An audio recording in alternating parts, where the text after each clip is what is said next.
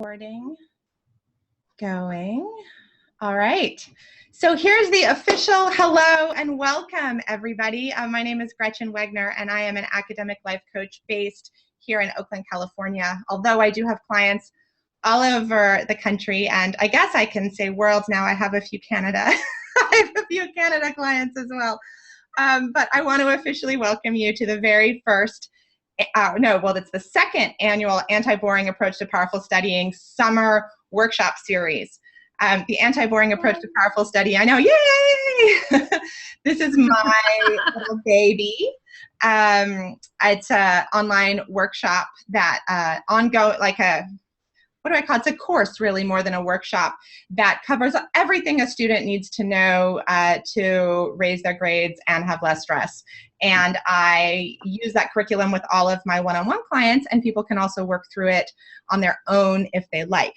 So that's who's sponsoring this workshop series, but I'm actually not here to talk about myself and my products today because I love being able to provide this free workshop series over the summer to be able to chat with and help you all get some free coaching from an amazing group of experts who I have just the real privilege of getting to spend time with in my work.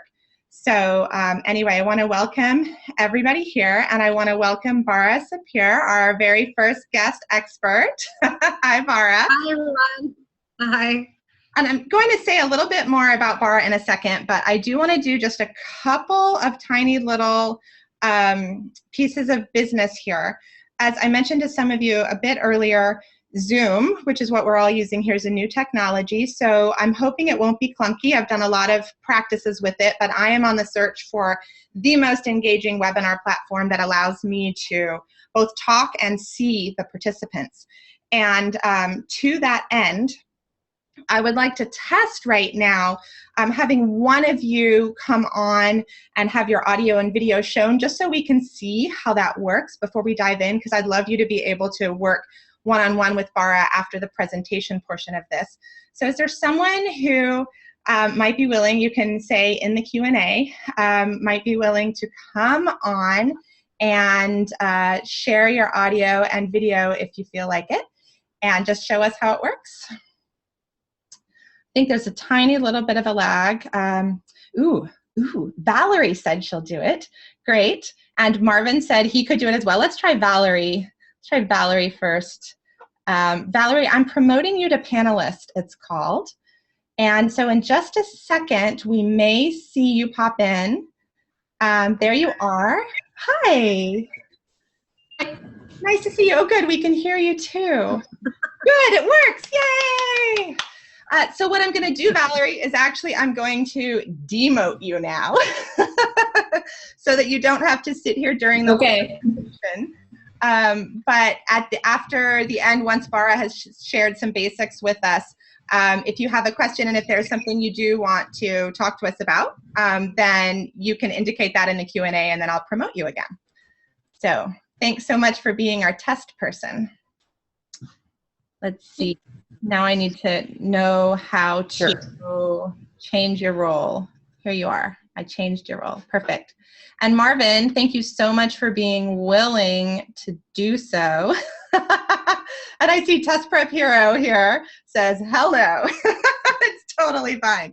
You can ask your questions in the chat, my friend. That is totally fine. Totally fine. Okay.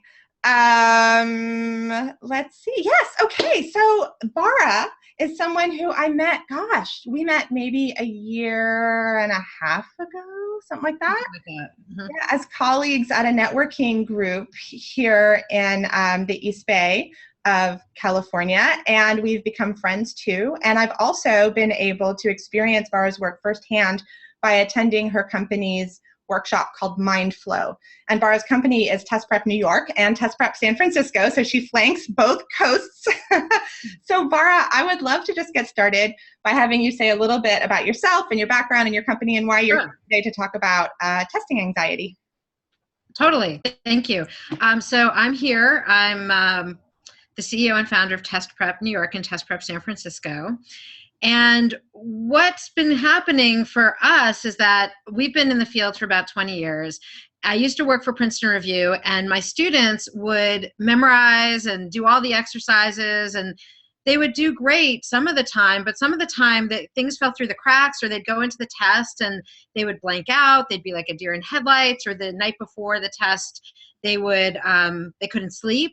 And so I started researching it a little bit more. And since my background is actually fine arts and music, I started to see how I can utilize that background in helping students to actually do better on tests. And I'll be talking a little bit about that in the formal presentation, or the more formal presentation. But really, I found that when we dive into our authentic selves and really be present, we wind up doing our best. And so sometimes if we feel like we have to be something or produce something and we're not in our authentic selves, things get a little bit wonky. And so we developed all these different activities and drew from a lot of different sources, and that's what we're going to talk about today. Awesome. And I'm really interested in your use of the phrase sort of authentic self, because that's not a phrase that we're used to hearing in education very much.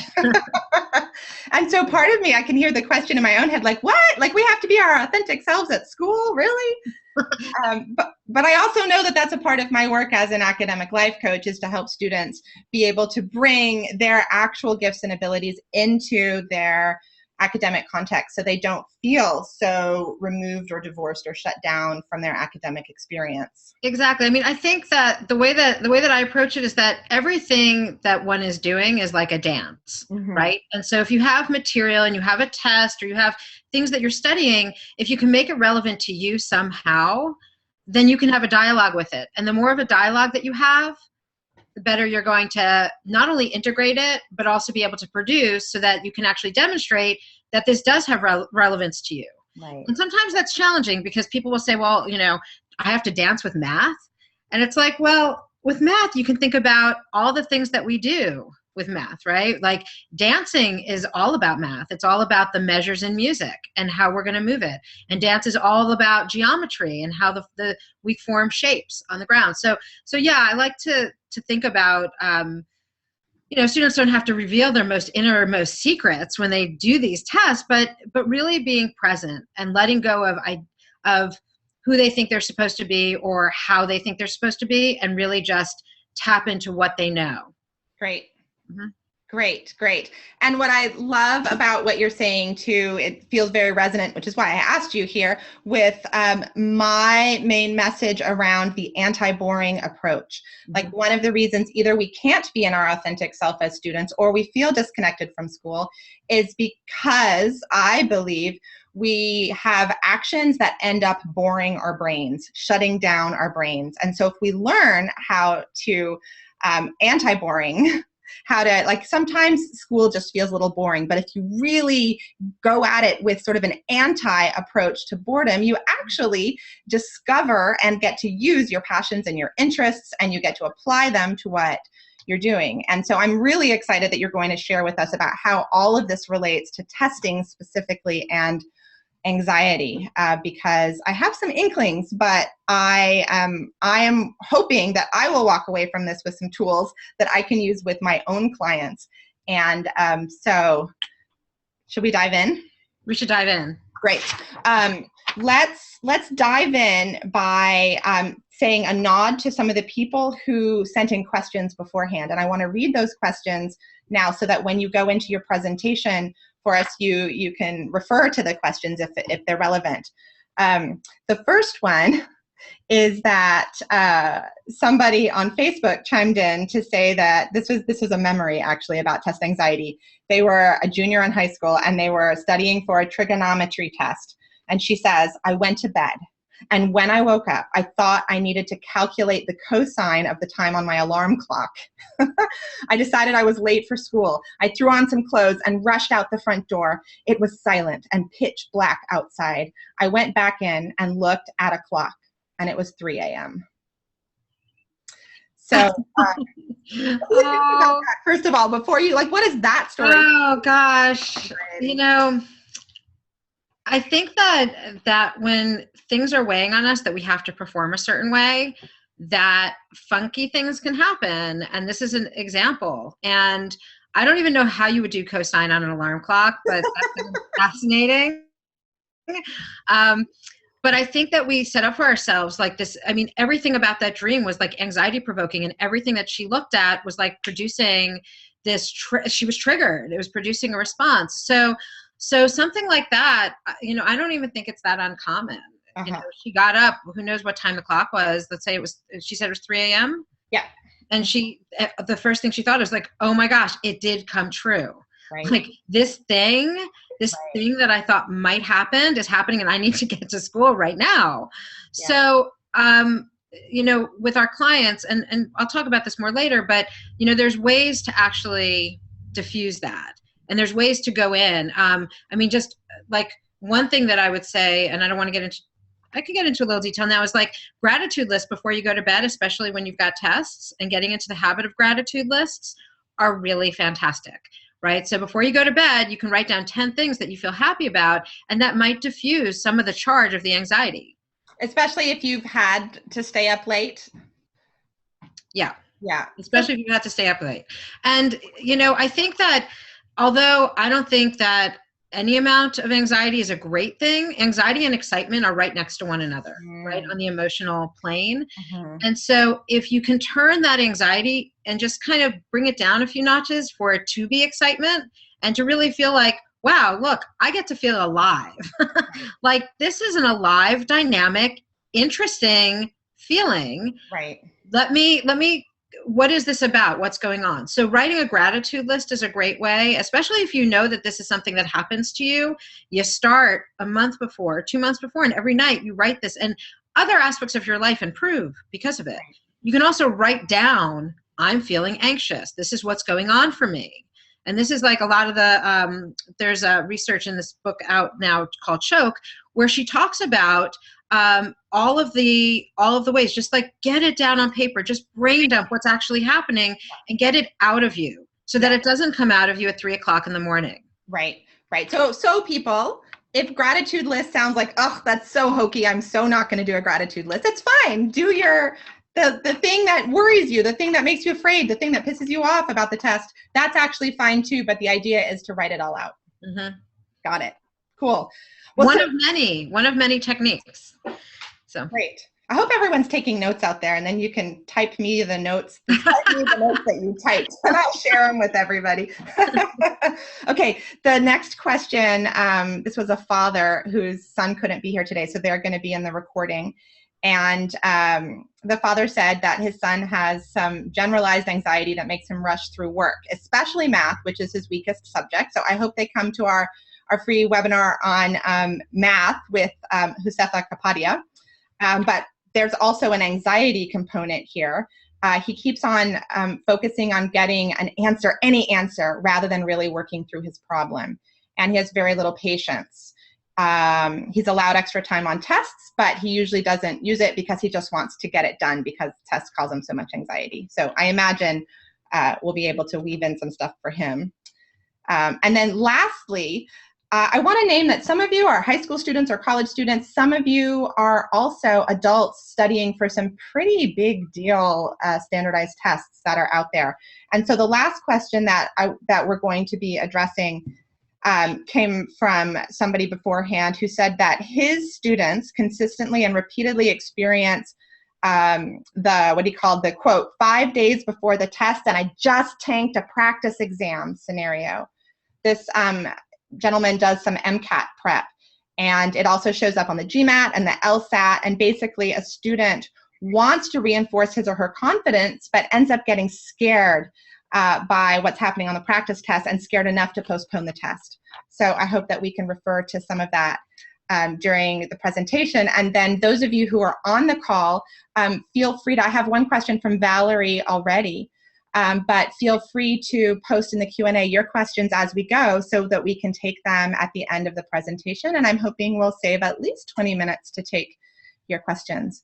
So Bara, I know you have a presentation for us, so why don't let's dive into that. Why don't you share your screen? Let's do that.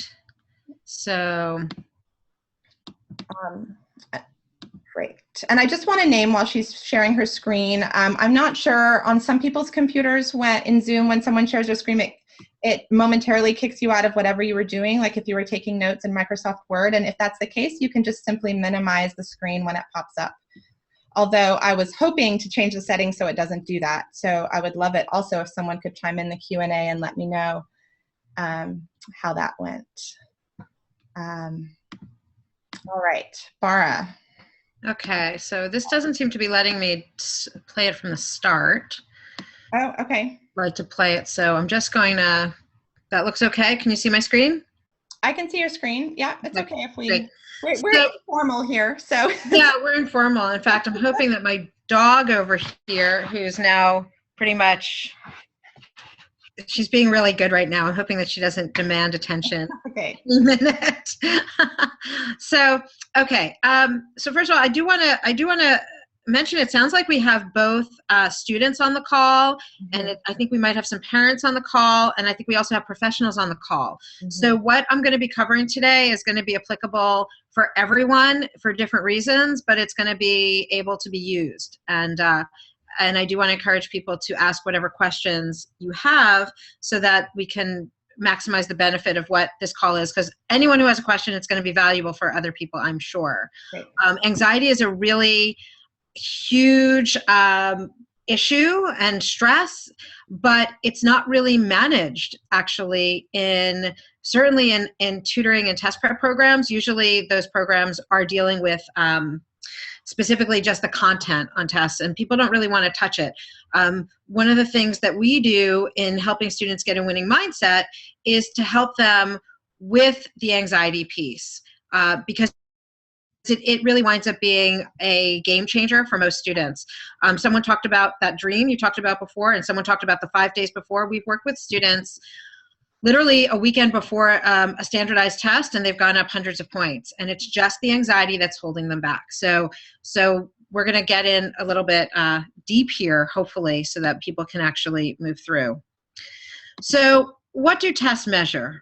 Okay, tests are not only measuring what you know or how well you know it, but they also measure how well you take tests. And the farther away the test is from where you're going to school, meaning like an SAT or an ACT or an MCAT or GMAT, where it's not about what the teacher has taught you, but it's about some standardized measure, the more it is about how well you take tests. So it's as much about the mindset as it is about the content that you need to master. So what are the keys to success? Well, conventional wisdom is telling us that if we study hard, that whatever your test score is, that high test scores are inevitably going to follow.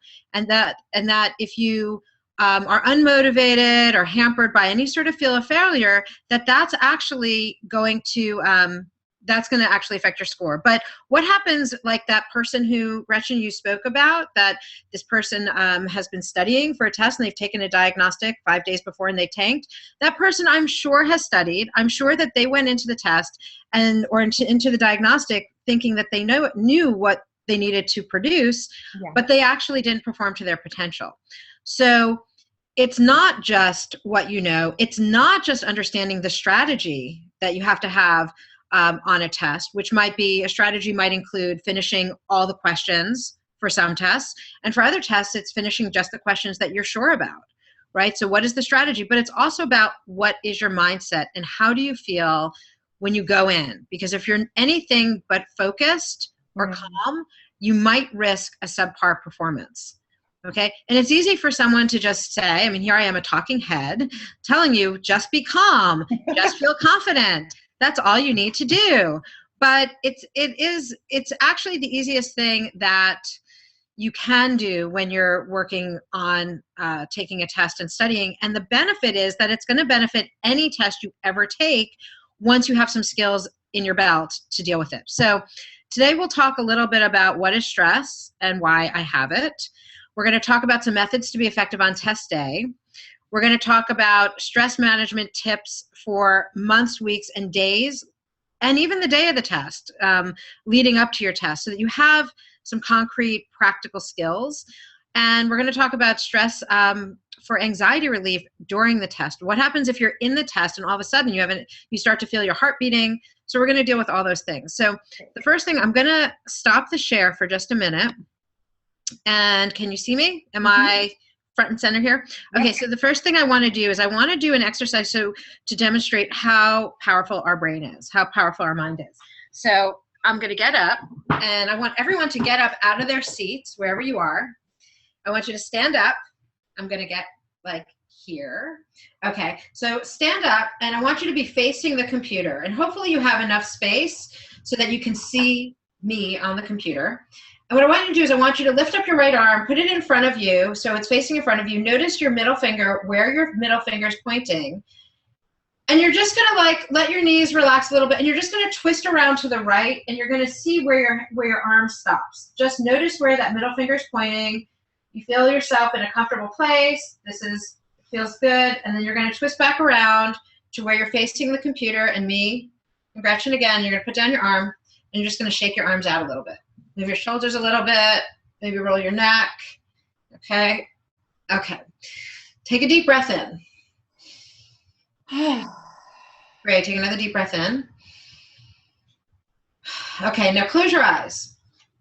Okay, you're gonna close your eyes. I can't see all of you. I'm going to trust that you're closing your eyes.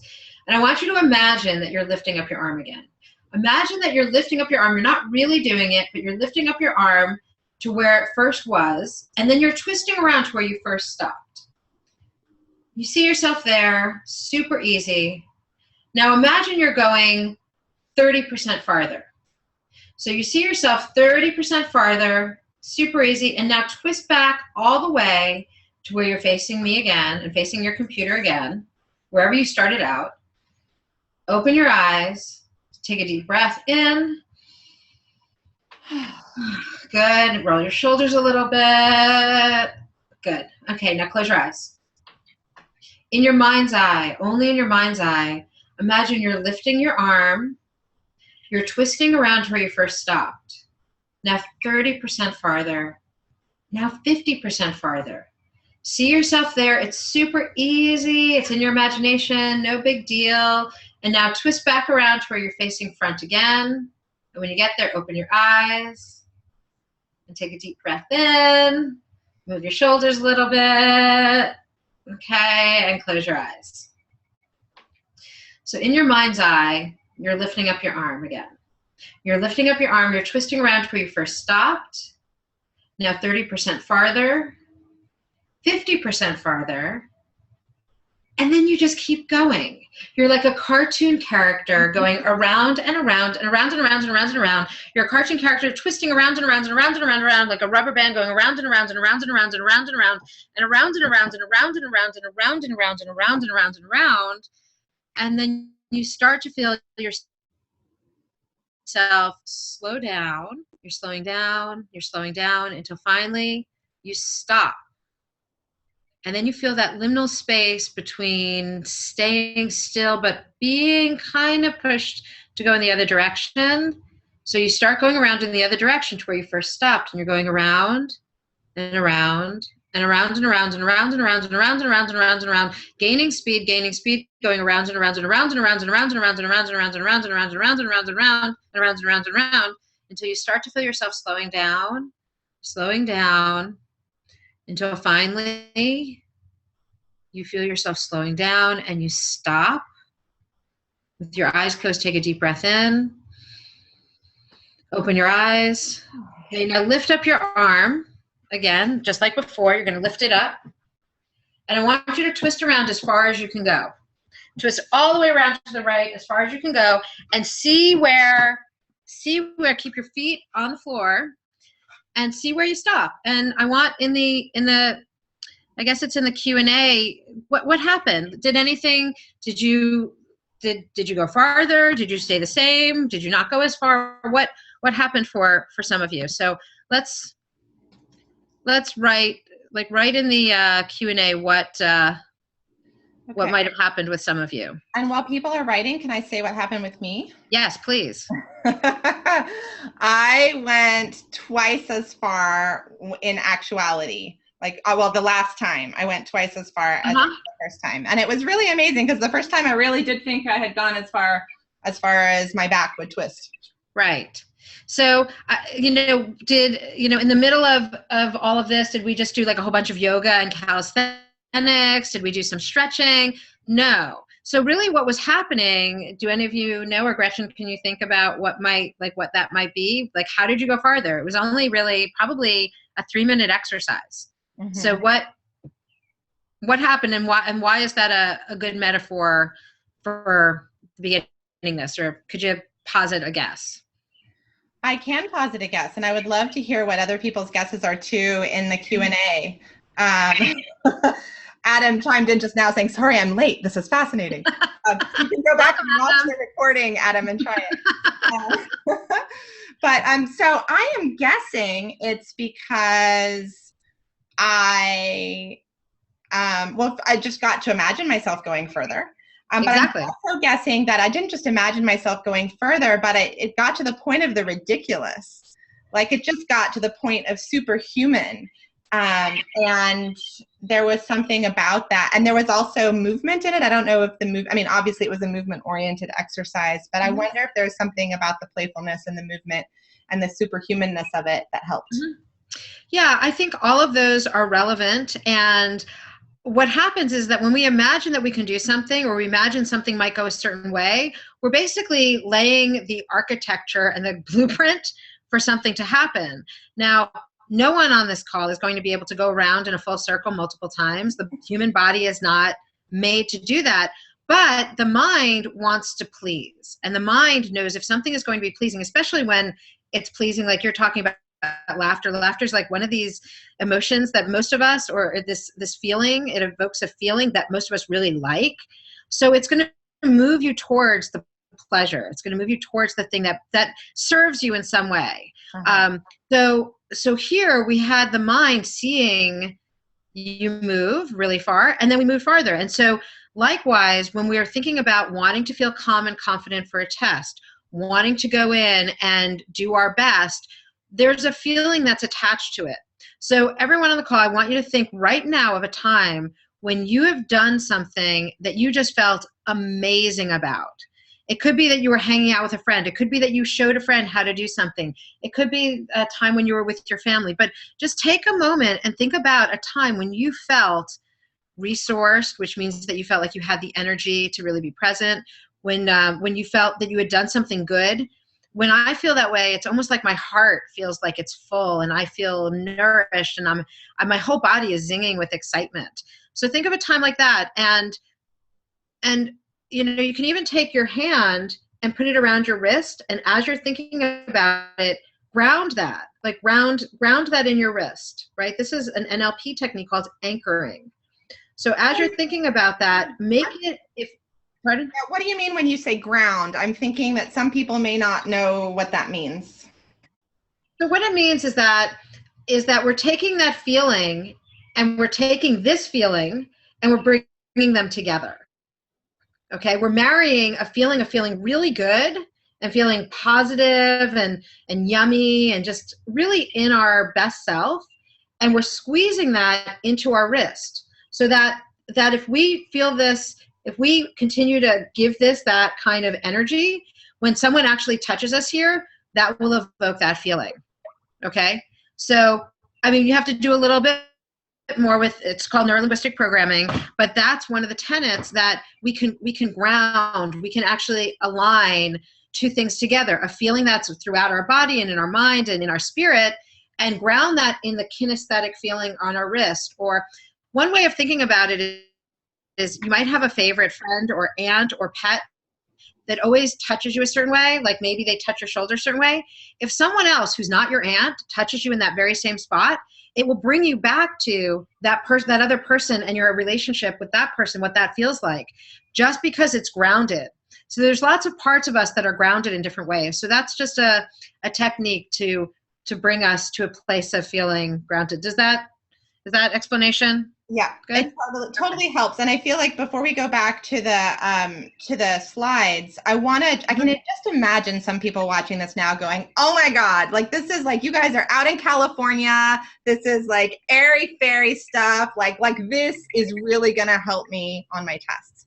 And I'm remembering that when I first met you, you told me about all of these business students who were taking, is that the MCAT? Is that the business test? GMAT. The GMAT. And will you talk just a little bit about them? Because these are the least likely people to be into this kind of stuff.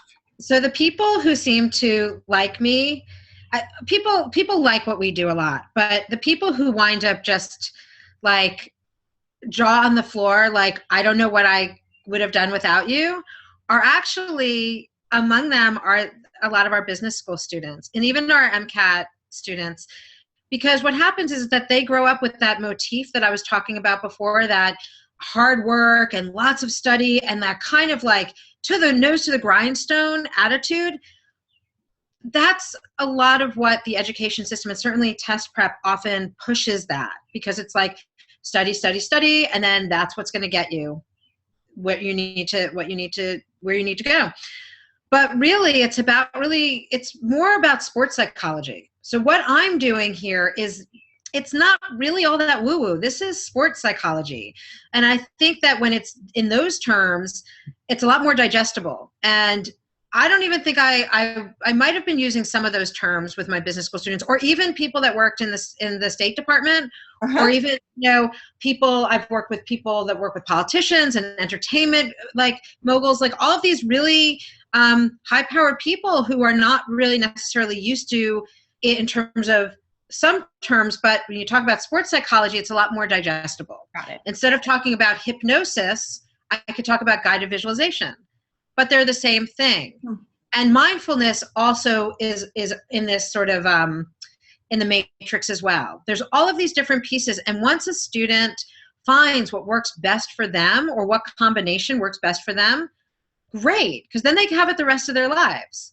Right? I love that. So what you're saying is, you're not saying do this anchoring thing and it will work, but you're saying try this anchoring thing and try all of these other techniques that we're talking about and create your own little toolbox that works for you around testing. Absolutely. Absolutely. And there's places to get support for it. You can go to your local yoga studio. You can go to a meditation class. You might have a counselor at school you can talk to. But what we're going to be going over today are techniques. We have hundreds of techniques that we use with students, and whatever works, keep. If it doesn't work, don't try to make it work. Some people have a resistance to wanting to be hypnotized. People ask me all the time, hypnosis is basically a state of being in a bigger receptivity so that you can help people with behavior modification. And people will say, I can't be hypnotized. And it's really the only people who can't be hypnotized are those who don't want to be. Mm-hmm. Because we move in and out of trance all the time in regular, ordinary life. Mm-hmm. Well, let's go back to your PowerPoint so we can get some more of these examples of things that will work for us. Sounds good.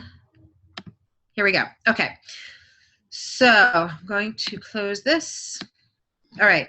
So 30 to 35% of college students are handicapped by test anxiety. I want to emphasize that this is handicapped. That's not including all the people that are just a little freaked out. Okay. So I don't know how many people on this call has ever felt a little bit of nervousness, but this is just completely handicapped. We've seen more. And most people at some point in their life have a little bit of anxiety. It could be from performing. It could be giving a talk. It could be presenting something. It could be taking a test. There are many, many ways and things that come up that make us nervous.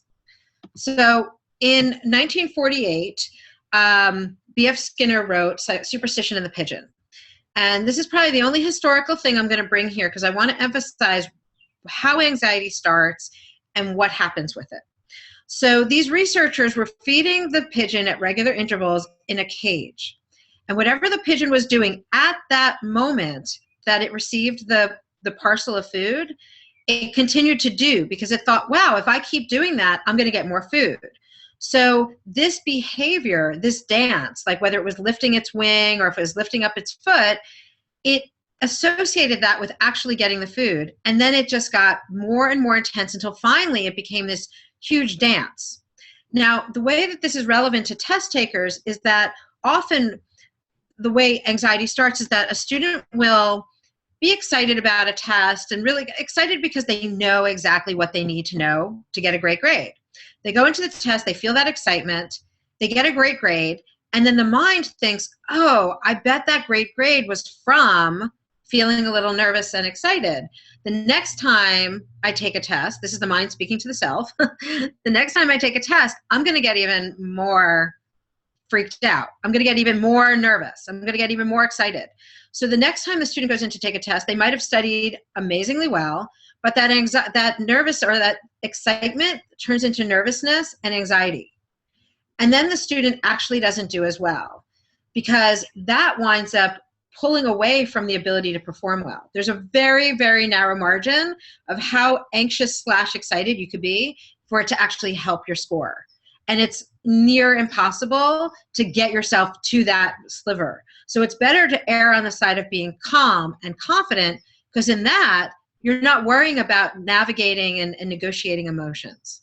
Okay, so what happens is if the anxiety winds up blowing into full-blown anxiety. This can start at a very young age. We've worked with students as young as, second grade who are feeling anxious, even first grade, and to college, high school, middle school, even grad school, where a student doesn't know what happens, but like as soon as they're ready to take the test, they get this overwhelming feeling of nervousness. It's just the mind wanting to do what it thinks you want. So this is the sort of research behind this piece. Now, in every test that you take, there's always, and really almost everything that you do, there's an inner game and an outer game. So the inner game has to do with how we feel when we go in, and the outer game has to do with the test, the paper you're writing on or the computer you're working on, the room, the temperature, the timing, the clock, all of the things that make up the parameters of going in to take a test is the outside. The inside is who you are. And this is where a lot of the sports psychology comes in. So I have a picture of a tennis ball, because the tennis ball is a really great way to think about going in to take the test and having the inner game and the outer game. So when a tennis player goes in to take a test, they not only have to respond to the ball coming at them, but they need to be present so that they can respond without having to think about, oh, my arm needs to be at this angle and my leg needs to be facing this way, right? You want to be in the moment. And a test is the same way. The questions are coming at you, whether they're on a computer or they're on a piece of paper or you're doing it orally. However it's coming at you, you need to actually receive it and then be able to be present to it. And the best way of doing that is, yes, having all the practice, like a tennis player is going to practice all the serves. He or she is going to practice hitting the ball within the lines and all of the rules.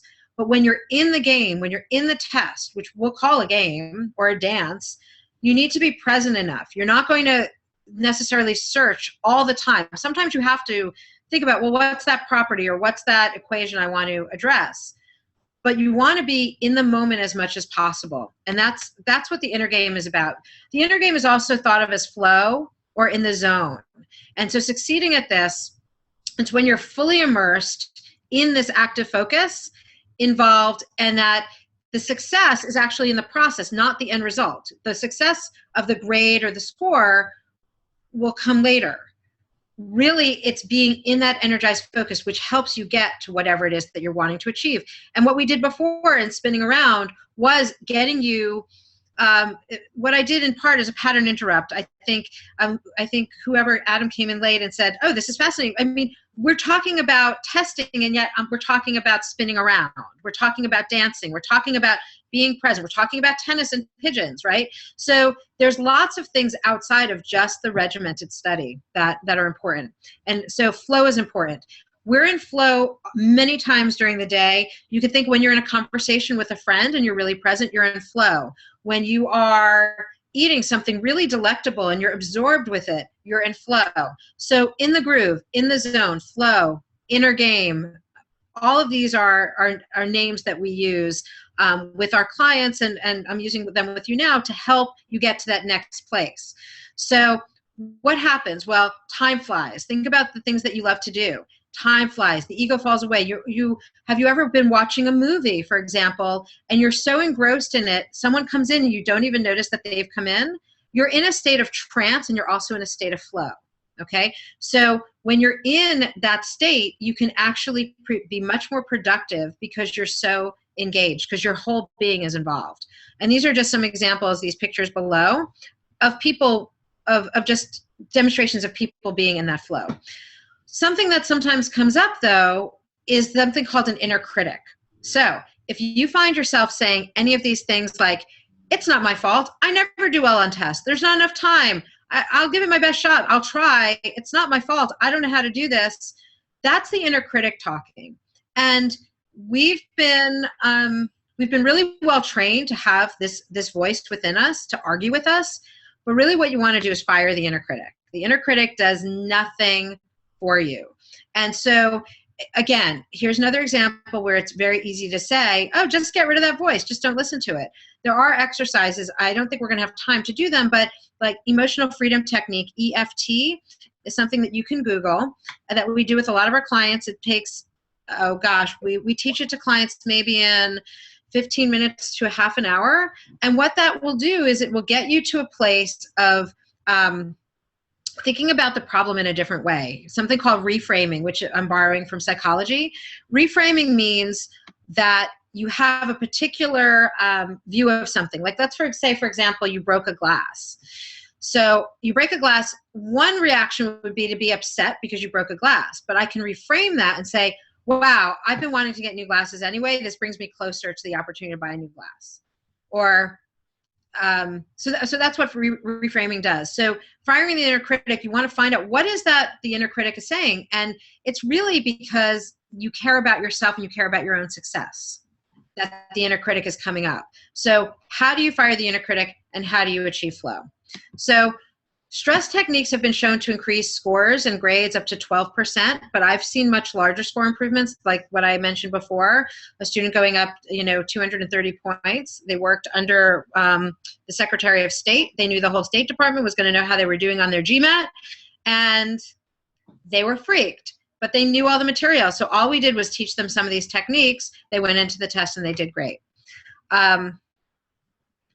So any one of these combinations, again, I loved how Gretchen put it, like it's just a toolbox. These are all things that you can do, and some of them you probably do naturally. For example, if you're nervous, some people might go for a walk, or if you're feeling anxious, you might talk to a friend, or if you're feeling anxious, you might put on some music to just kind of get out the energy or go for a jog. So these are things that we do naturally, or we might just go there. That might be our go-to method for moving through this. But you can also actually up-level it. You can actually upgrade to much more focused ways of dealing with it that are all incredibly short investments of your time, but yields great results, like hypnosis and guided visualization, like sound healing. What about music that actually makes you feel better?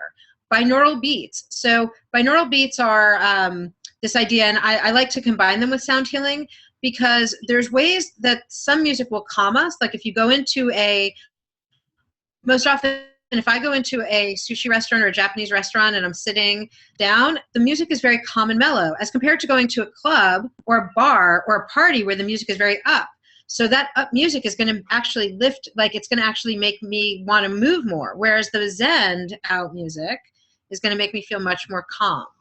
So some other practices are neurolinguistic programming, some energy work like EFT or Reiki or cranial sacral, massage, yoga. These are all things that you can add, mindfulness practices. In fact, the person who wrote the question before Gretchen, who had spoken about their son just speeding through things, yes. Mindfulness meditation would be a really great thing to start to integrate. And an easy way to integrate being mindful is for the person to have a consciousness of writing down maybe 20 things that they see that are new on their route, on whatever their normal route is from point A to point B. And just to be able to slow down, to engage with what is something new that I'm seeing, right? So I used to have students in, and I have students in New York do this where they walk through the streets on their regular route to the subway, and they'll just pick out things that they've never seen before. And being more aware of our surroundings and what's actually happening slows us down. So it's a process of slowing down. The other thing that I encourage all test takers to think about is, well, what's happening in the whole of your life, right? What's happening with physical activity and health? And this is a wheel, a life wheel that students can use just to kind of see where they're at right now. And for younger students, there might be a few things that are not on here that should be on here, and things that for older students that should be on here that aren't on here. So it is age relevant, but just think about social life. Why is social life important? Well, if we're happy and we're being social and we're spending time with people we care about, it's easier to do some of the things that we're not as excited about, right? Because there's a balance, right? Now, the anti-boring approach, yeah, we want to make things less boring, but that doesn't mean that we might, like, study is study. We want to make it as pleasurable and have skills that will take us for the long haul. But what's happening outside? What's the canvas of your life? And also, how do you achieve inner calmness? So thinking about positive mental preparation and the things that are on this list.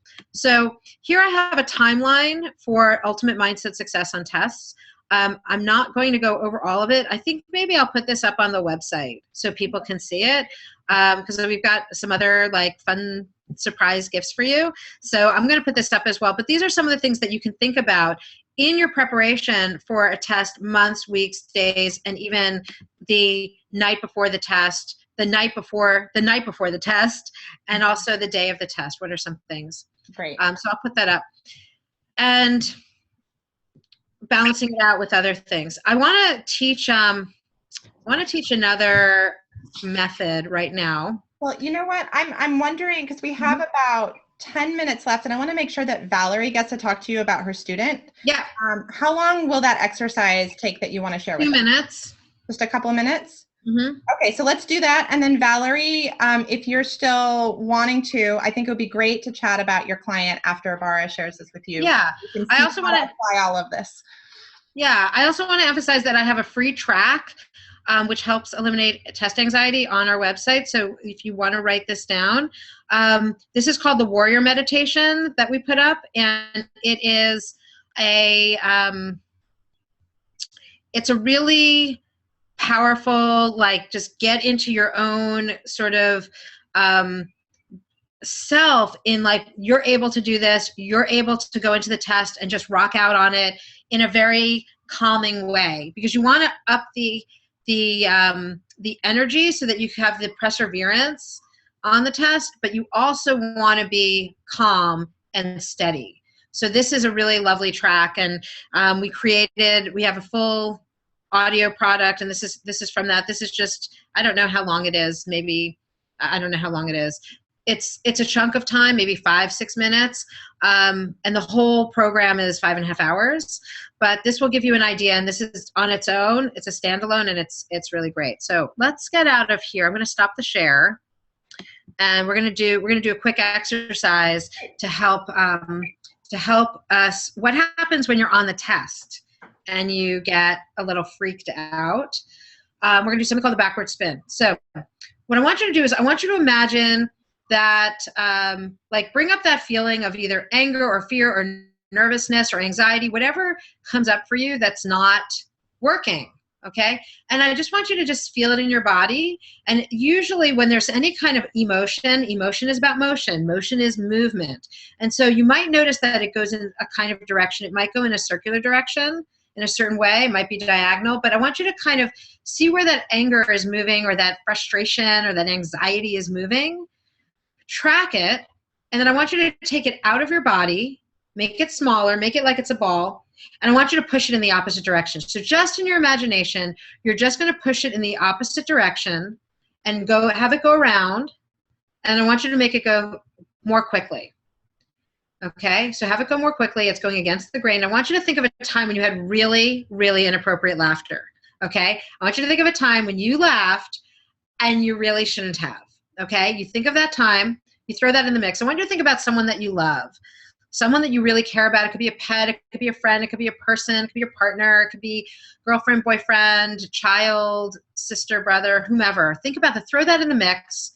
And, like, as you're imagining this person that you really care about, make them closer, make them, like, brighter, make whatever, if it's visual, make it more intense. If it's someone that you hear, like, however you're experiencing, because we all experience these things in different ways, but however you're experiencing it, make it more intense.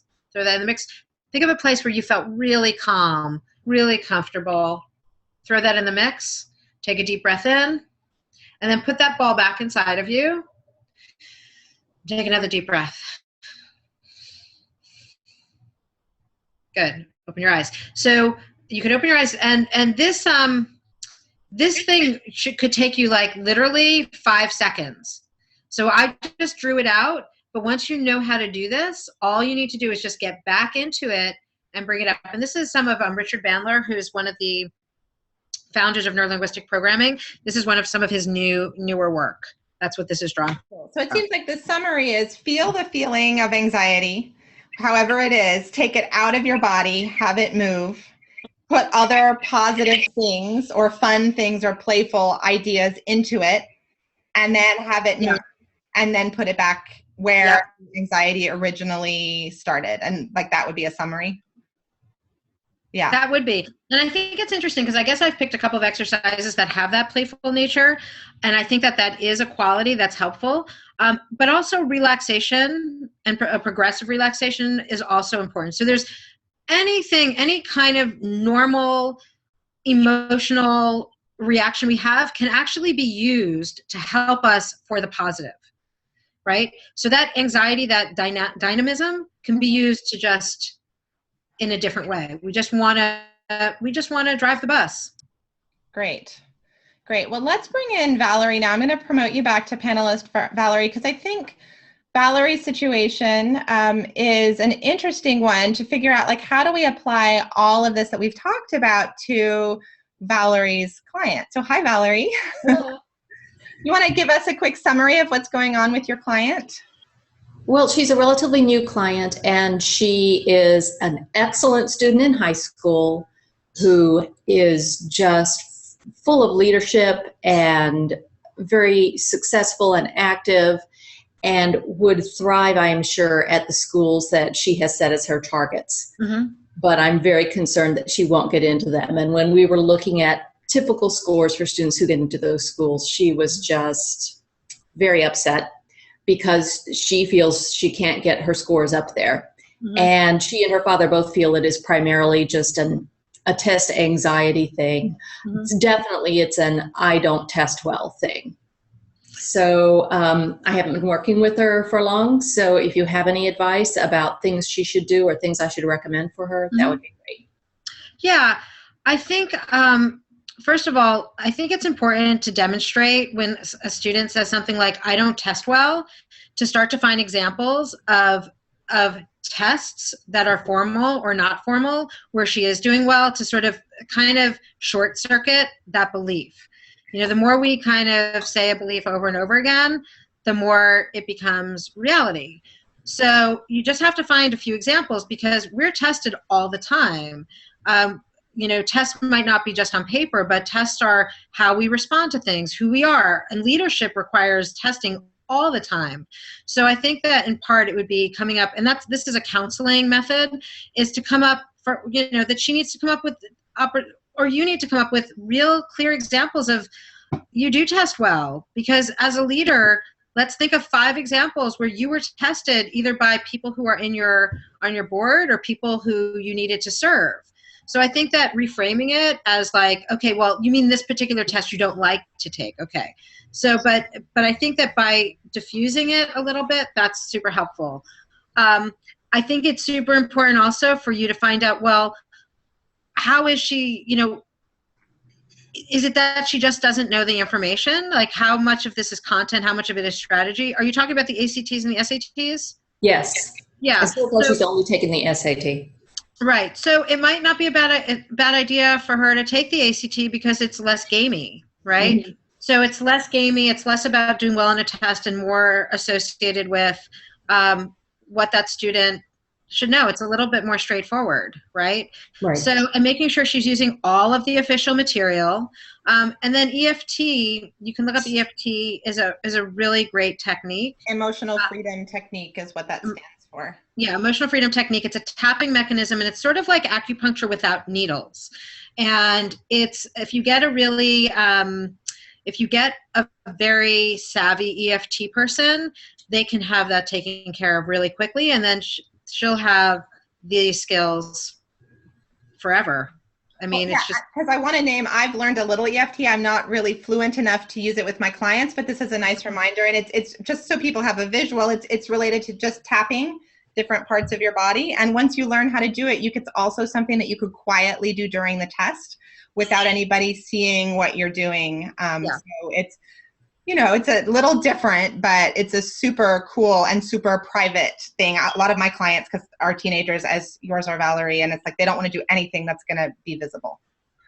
Right, but I think that once students see how efficient and effective this is, they love it. Our students, they love it, and they're like, oh my gosh, I don't feel nervous anymore. And a lot of it also involves reframing. So it's got the kinesthetic of tapping in energy points. It's got talking about what the problem is and being able to just express and just talk about the anxiety, and then a reframe. So for example, for your student, the tapping would be something like, even though I'm really anxious and I'm really bad at taking tests, I know that I can do this because I've demonstrated so many other times when I'm able to manifest great grades, great scores, and great leadership. And I just have to get the key and figure out how to do it. And I'm really curious about how to do that. It's really curious how I'm going to do my best on this test. And I've got all these techniques, and I'm studying, and I know that I can do this. I'm confident, and I believe in myself, and I choose to let go of the anxiety. And all the while tapping on different points. And, the engagement with it, I think, is really powerful. Mm-hmm. I want to just add quickly that I had a client recently who has been having trouble improving his scores on math tests just in high school, so not ACT or SAT. And actually, he didn't have time before his final exams to work with Bara, but I had hoped that there could be enough time to do a number of the visualizations that Bara has. And by the way, she does have an audio program too, right? You have an audio program. I have an audio program. I do. Yeah, so that would be something that I would highly recommend, is doing the audio program. But even with this client, he didn't have a chance to work with her. But I found out in my very last session with him that actually his most stressful belief that he hadn't outed is that literally when he's in the middle of a math test, he's like, oh my God, I am going to wind up in a dumpster if I can't do this math problem. And so he and I had a conversation and did a little research around, like, you want to be an engineering major. What's the lowest, like the bottom level, and you're going to earn as a, let's say you go to the worst school because your grades suck. How are you going to, what are you going to earn? And he learned that there's no way that he is going to live out of a dumpster. And so it helped him, I think. Yeah. Yeah, and Valerie, we do have an audio program. We have got 10 titles in the series, and from just general study support for high school to MCATs. So it's on our website, and the free thing that I'm giving away is from that. I also have a book out that you can get at Amazon and at bookstores. It's on the GMAT, but the first half of the book it has a whole, it's our bonus manual for holistic practices. And that's also, there should be a link hopefully soon. It should be on my new website. So information about different techniques are on there as well. Thank you. I just want to encourage others, if you have questions before we say officially goodbye to you, Valerie, to go ahead and chime in now. And even if we need to stay over for 5 minutes, people can leave as they want to leave. But at Bara, are you available for a few more minutes if people have questions? I am. Okay. I am. And did I answer all the questions that people had? I think, well, hold on. I just want to do one little wrap up with Valerie, and then we'll look at those. So is there anything else that you want to ask, Valerie? Does this feel helpful, or do you, I'm curious, do you still feel like, oh, this is good, but I still feel like I'm missing something? What are you thinking? Well, I think that we've taken care of first steps, and another step will be to talk to Bara further, probably. Okay, good, perfect. All right, well, thank you then. I think I'm going to do the little downgrading of you now. So bye, nice to meet you, Valerie. Thanks for being brave about being able to come on up here and be seen asking your question. Okay, so I just want to look at one more question came in. I work at a university and I see students who come in with test anxiety a lot. So do you see more of this in college? Was one of the questions. Then compared to K-12, or is it the same across the board, would you say? I see it everywhere. I don't know if it's one of those things that once you start doing something, you notice it everywhere, but our clients are all ages. And if they didn't take care of anxiety in high school, it's going to come up in college. And it's going to come up even more because of all the other kinds of pressures that come up in college. If they had it in high school and they don't deal with it, chances are it's going to get worse in college and high school. But we see it, I mean, in New York, we're seeing it at a really young age. I see it even in the Bay Area. I see it a lot. If there's any kind of pressure to perform, often it results in some sort of anxiety because the kids want to perform, whatever age they are. Right. They want to perform well. Right. And I will say to you, Marvin, that I see it. I have clients across the board. So I see it in my grad school clients. I see it in my college clients. But more and more test anxiety is a big, big deal. I would say 3 years ago, it wasn't even as big of a deal amongst the clients who came to me as it is now, which is one reason why I asked Bara to come and do this for us. Any more questions, feel free to post. And I want to just come back to the question. Let's see, I'm looking down here at the piece of paper. Oh yeah, this was Dawn's question about when people freak out about their practice tests and then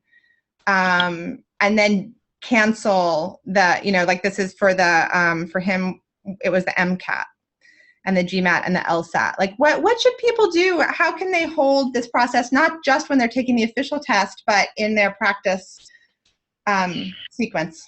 Well, I think it's a real gift if it does show up in a practice test, because then you are avoiding, like you can do something about it then. Mm-hmm. For some students, they don't feel the anxiety until they actually go into the real test. Right. And then all of a sudden it becomes a much bigger deal. It becomes a bigger problem. So it is a gift the sooner that you're able to recognize it. Mm-hmm. And there's the variety of tools to draw from in order to do something about it. Right. But it's not uncommon. It's much more common. And I think that Marvin actually wrote more. Part of his questions, he also asked whether schools are actually dealing with it, which is, I think there's a couple of organizations that I've become familiar with their methods where they're bringing mindfulness into the schools. There's Mindful Bee and there's also Mindful Schools. And both of those programs are training people to go into the schools and actually do something about this. But by and large, it's just mindfulness, which is fantastic and amazing. But there's so many other tools that are also useful and helpful in different ways. Just like there's lots of different nutrients, and you can get some nutrients from, figs and plums, but there's other nutrients that you can get from celery and kale, right? So it's really about finding the balance of what you need and what the student needs. And so mindfulness, thank goodness that it's become much more mainstream. There's also a conference that's coming up at Omega Institute, Education and Mindfulness, which is a lovely way of doing it. And Mindful Bee is having a training as well. So getting trained, some teachers are just taking it upon themselves because they see the anxiety. Yeah, and I would say that anxiety really, although here in California, there definitely are, mindfulness is growing and growing and growing. I just don't see anxiety addressed directly. Teachers just aren't equipped. Teachers don't know how to deal with their own anxiety. Goodness gracious, teachers themselves need these tools. And there are so many places, just even in terms of raising your hand in class where students feel anxious, going to talk to your teacher, students feel anxious. It's across the board. And it's bigger than I ever knew when I was a teacher. Now that I'm a coach, I'm really getting how much anxiety limits kids' ability to connect with the people around them and then connect with what they're learning.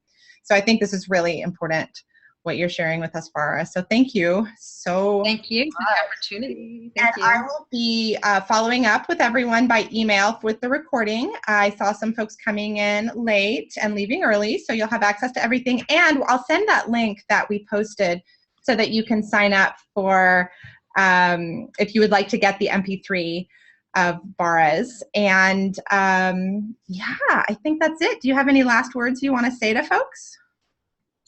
Just feel free to reach out to me by email or phone. The website is testprepny.com, and I'm available. Mention that you were on the call. If you have any other questions, I'd be happy to speak with you, to help you get through whatever it is, or help your students get through whatever it is that they need to get through. And I'll say a number of our other speakers are going to be addressing this in other ways. Josefa Kapadia around math is going to be talking about math anxiety.